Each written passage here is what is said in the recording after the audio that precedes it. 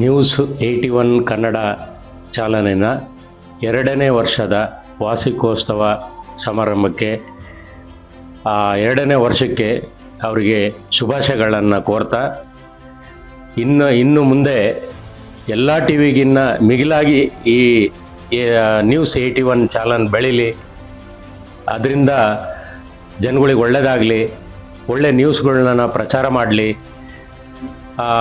ಹಾಗೆ ನ್ಯೂಸಿನ ಸಿಬ್ಬಂದಿ ವರ್ಗದವರು ಹಾಗೂ ಎಲ್ಲ ನ್ಯೂಸ್ ಚಾನಲ್ನ ಮುಖ್ಯಸ್ಥರಿಗೆ ನನ್ನ ಹೃದಯಪೂರ್ವಕ ಅಭಿನಂದನೆಗಳನ್ನ ಕೋರ್ತಾ ಮತ್ತೊಮ್ಮೆ ನ್ಯೂಸ್ 81 ಚಾನಲಿನ 2ನೇ ವರ್ಷದ ವಾರ್ಷಿಕೋತ್ಸವಕ್ಕೆ ನಾನು ಬರ್ತೀನಿ, ನೀವು ಬನ್ನಿ, ನಾವೆಲ್ಲರೂ ಅವರಿಗೆ ಶುಭ ಹಾರೈಸೋಣ ಅಂತ ಹೇಳ್ತಾ ಈ ಸಂದರ್ಭದಲ್ಲಿ ಕೇಳ್ಕೊಳ್ತಾ ಇದ್ದೀನಿ.